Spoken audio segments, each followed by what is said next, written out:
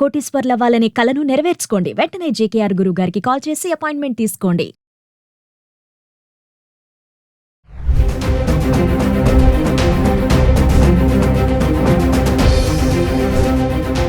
నమస్తే, welcome back to Suman TV. ప్రస్తుతం మనతో పాటు ఉన్నారు consumers affairs committee chairman Mandadi Krishna Reddy గారు.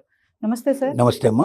సార్, పహల్గామ్ అటాక్ చూసుకుంటే మామూలుగా పాకిస్తాన్లో ఉగ్రవాదానికి మద్దతు ఇవ్వడానికి సార్ ప్రపంచంలో కొన్ని దేశాలు ఉన్నాయి కదా, అందులో ఒకటి టర్కీ అంటారు. మరి ఇప్పుడు టర్కీకి ఈ వార్ వస్తున్న సందర్భంలో టర్కీ నుంచి హెల్ప్ అడుగుతుంది పాకిస్తాన్. మరి దీన్ని ఎలా చూడొచ్చు అంటారు? ఏంటి అసలు అది? పహల్గామ్ విషాదం భారతదేశానికి కన్నీరును, బాధని, కష్టాన్ని, దుఃఖాన్ని మిగిల్చిపోయిందని చెప్పక తప్పదు. ఊచకోత కోసారు దాదాపుగా 25-30 మందిని. వాళ్ళ మతం ఏమిటని అడిగి మరీ చంపేసినటువంటి దుర్ఘటన మనకు కనబడింది. దీనికి గాను భారతదేశం వెంటనే రియాక్ట్ అయింది. ఒకటి, సింధు నది జలాల్ని పంపించకుండా కట్టుదిట్టం చేయాలని కోరుకుంది, ఆలోచించింది. అంటే అదంత సులభం కాదు. చెప్పడం అయితే చెప్పారు కానీ అది ఆల్రెడీ డ్యామ్ కట్టేసి ఉండి గేట్లు మూసేస్తే నీళ్లు పోకుండా ఉంటాయని చెప్పడానికి వీల్లేదు పరిస్థితి. నిరంతరంగా ప్రవహిస్తూ ఉంటుంది. దాన్ని ఆపాలంటే మళ్ళీ కొత్త డ్యామ్ కట్టాలి.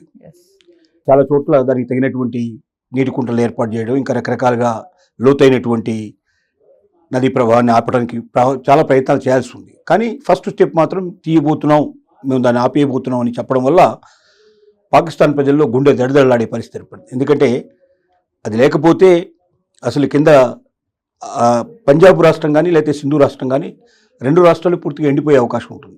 అంటే సాగునీటే కాకపోతే తాగునీరు కూడా దొరకని పరిస్థితి ఏర్పడుతుంది. అంటే అక్కడి నుంచి ప్రజలుగా వలస వెళ్ళిపోవాల్సిందే, అంతకన్నా ఇంకో మార్గం లేని పరిస్థితి ఏర్పడుతుంది. ఇలాంటి పరిస్థితుల్లో పాకిస్తాన్కి ఏంటంటే ఖచ్చితంగా భారతదేశం ప్రతిఘటిస్తుంది, ఖచ్చితంగా యుద్ధం చేస్తుంది. అది చాలా పెద్ద యుద్ధం అవుతుంది. దాంట్లో మనం చాలా నష్టపోతామన్న విషయం వాళ్ళకి అర్థమైంది. చాలామంది మిలిటరీ ఎవరైతే మెయిన్ వాళ్ళ హెడ్ ఉన్నాడో అతనే పారిపోయాడని ఇప్పుడు వార్తలు వస్తున్నాయి. రెండోది, 50,000 మంది సైనికులు దాదాపుగా సెలవు పెట్టేశారు. అంటే మేము పూర్తిగా తప్పుకుంటున్నాం, మాకు అవసరం లేదు అని రాజీనామా చేసే పరిస్థితి ఏర్పడింది. ఇలాంటి పరిస్థితుల్లో ఎవరెవరు తనకు సాయం వస్తారని ఎదుర్కొంటారని ప్రయత్నం చేసింది. అంటే ఉగ్రవాదాన్ని పెట్టి పోషిస్తున్నటువంటి దేశాల్లో పాకిస్తాన్తో పాటుగా టర్కీ, ఇంకా కొన్ని దేశాలు ఉన్నాయి. ఒక 10-20 ఉంటాయి. చిన్న చిన్న దేశాలు, పెద్ద దేశాలు కావు, పెద్ద వాటి ఎఫెక్ట్ అంత గొప్పగా ఉండేవి కూడా కావు. కానీ ఈ దేశాలన్నిటినీ ఇప్పుడు సాయం కోరడం మొదలుపెట్టింది. దాంట్లో టర్కీ గమ్మతైన విషయం ఏమిటంటే, పహల్గామ్లో ఎప్పుడైతే ఇక్కడ ఈ ఊచకోత జరుగుతోందో, వీళ్ళని చంపడం జరుగుతోందో, నరమేధ ఏదో చేస్తున్నారో, ఈ చేసే సమయానికి పాకిస్తాను ప్రెసిడెంటు, తర్వాత వాళ్ళకి సంబంధించినటువంటి వాళ్ళ విదేశాంగ మంత్రిని అక్కడికి పంపించారు. ఎక్కడికి? టర్కీకి పంపించారు. అంటే వాళ్ళకి తెలుసు, ఒకవైపు ఇది చేస్తున్నప్పుడే ఇక్కడ జరిగేదంతా కూడా వాళ్ళకి ప్రత్యక్షంగా చూసేటువంటి కెమెరాలు ఏర్పాటు చేసుకున్నారు. ఇప్పుడు ఎవరైతే ఉగ్రవాదులు ఉన్నారో అక్కడ వచ్చి చేస్తున్నప్పుడు వాళ్ళకి క్యాప్చర్, వాటికి మొదటి శరీరం లోపల ఆ రకమైన రహస్య కెమెరాలు అన్నీ కూడా పనిచేస్తూ ఉన్నాయి. ఆ కెమెరాల ద్వారా ఇది ఎక్కడికి వెళ్ళాలో అక్కడికి పాస్ చేశారు, అక్కడికి ప్రత్యక్షంగా చూసే అవకాశం కల్పించారు. అంటే దీని రియాక్షన్ ఎట్లా ఉంటుందో కూడా కొంతవరకు వాళ్ళకి అర్థమైంది. అంటే ఒకవైపున పహల్గామ్లో ఇది జరుగుతున్నప్పుడే టర్కీలో ఉన్నారు, డిస్కస్ చేస్తున్నారు దీని గురించి. అంటే వాళ్ళకి ఎంత అడ్వాన్స్గా దీన్ని చేశారంటే, వాళ్ళు చేశారనే విషయం వాళ్ళకి స్పష్టంగా తెలుసు, వాళ్ళే దీన్ని నడిపించారనే విషయం తెలుసు. ఓకే, ఇది జరిగిపోయిన తర్వాత టర్కీని కోరారు. టర్కీ ఏం చేసిందంటే C-320 అనేటువంటి విమానాల్లో, యుద్ధ విమానాలు అవి, దాంట్లోపల ఎక్కువగా రవాణాకు ఉపయోగిస్తారు వాటిని, పెద్ద పెద్ద విమానాలు అవి. దాంట్లో ఇంధనం చాలా ఎక్కువగా పంపించారు. దాంతోపాటుగా కొన్ని ఆయుధాలను కూడా పంపించారు. ఇంధన కొరత చాలా ఉంది పాకిస్తాన్కి. ఎక్కువ టైం యుద్ధం చేయగలిగే పరిస్థితి లేదు, ఇంధనం అంత లేదు వాళ్ళకి. ఇంధనం దిగుమతి చేసుకోవాలంటే మళ్ళీ వేరే దేశాల నుంచి దిగుమతి చేసుకోవాల్సింది. అంటే విమానాలకు వాడేటువంటి ఇంధనం వేరు, మనం మామూలుగా వాడేటువంటి ఇంధనం వేరు. మన పెట్రోల్ కొట్టించి కూడా మనం మామూలుగా మన వెహికల్స్లో, వాటిలో 2 వీలర్స్ కానీ 4 వీలర్స్లో కొట్టుకున్నట్టు వెహికల్కి కనీసం కొన్ని 100 సార్లు దాన్ని ప్యూరిఫై చేస్తారు. అంత ప్యూరిఫికేషన్తో ఉండేటువంటిది మాత్రమే యుద్ధ విమానాల్లో వాడతారు.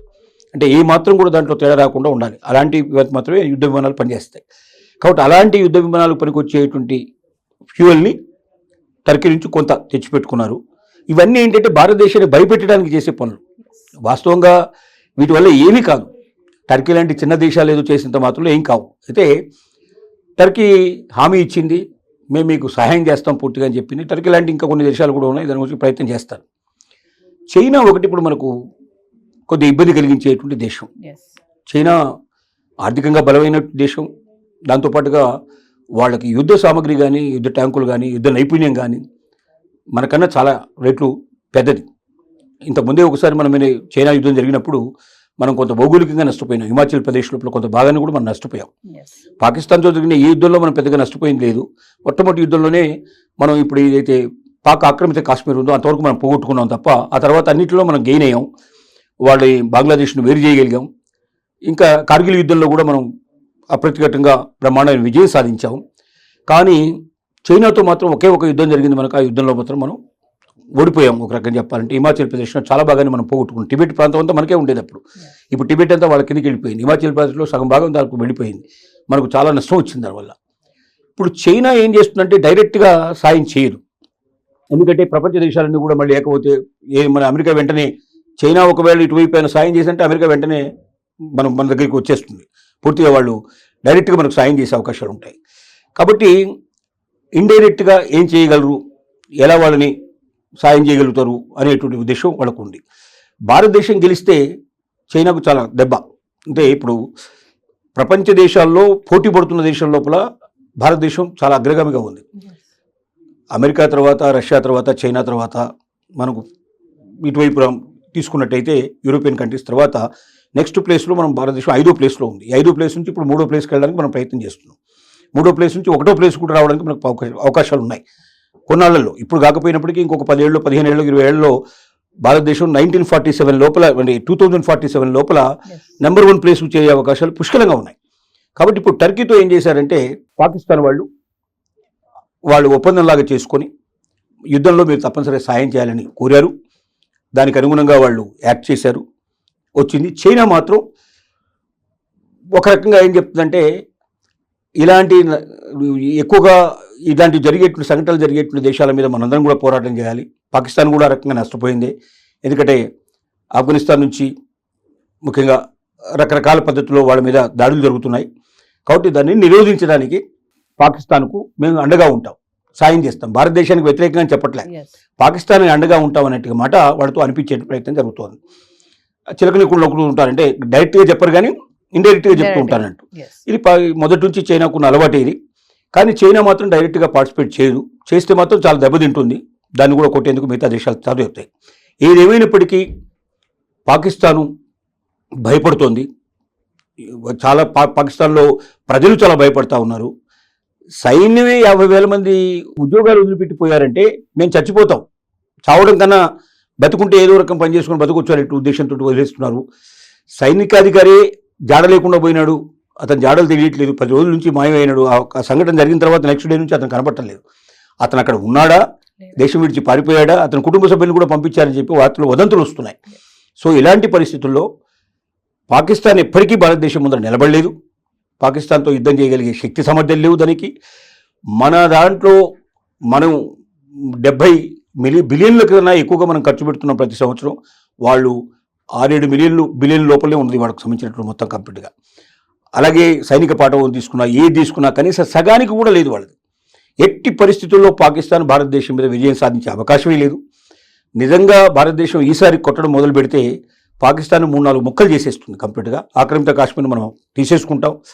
అలాగే వాళ్ళు అక్కడ బెలూచిస్తాన్లో ఇప్పుడు జరుగుతున్నటువంటి సంఘటనలో బెలూచిస్తాన్ సపరేట్ అయిపోతుంది, పంజాబ్ సపరేట్ అయిపోయే అవకాశం ఉంది, సింధు సపరేట్ అయ్యే అవకాశం ఉంది, మిగిలేది చిన్న ముక్క మాత్రం మిగిలిపోయే అవకాశం ఉంది. ఈ విషయం తెలుసు కాబట్టి బయటికి మాత్రం విపరీతమైనటువంటి ఏదో జలకిచ్చేట్టుగా, మనల్ని భయపెట్టేట్టుగా మాకు టర్కీ అండ ఉంది, మాకు చైనా అండ ఉందని చెప్పుకోవడానికి ప్రయత్నం చేస్తూ ఉన్నారు. కానీ ఇవి అంతర్జాతీయంగా అంత సులభంగా ఒక దేశం ఇంకో దేశం మీద దండెత్తడానికి రాదు. వస్తే పాకిస్తాన్ మీద భారతదేశం వెళ్ళడానికి కావాల్సినంత చరిత్ర ఉంది. ఎన్నోసార్లు వాళ్ళు మనల్ని అనేక సంఘటనల్లో 10 మందిని, 25 మందిని, 30 మందిని, 50 మందిని, 70 మందిని ఊచకొతకొచ్చింది. మనకు బాంబే మీద జరిగినటువంటి దాడిలో, తాజ్ హోటల్ మీద జరిగిన దాడి లోపల 166 మంది చనిపోయారు.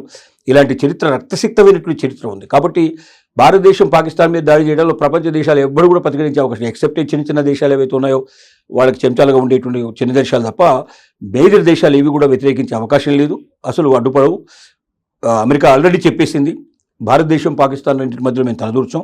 కానీ వీలైనంత వరకు ఇద్దరు కూడా స్నేహపూర్వకంగా ఉండే ప్రయత్నం చేయడం మంచిదని మేము చెప్తాం తప్ప ఏ సంఘటన లోపల మేము భారతదేశానికి ఏ రకమైన సలహా మనం ఇవ్వలేము. మేము ఇద్దరి మధ్యలో కూడా వెళ్ళడానికి మేము సిద్ధంగా లేవు అని చెప్పేసింది.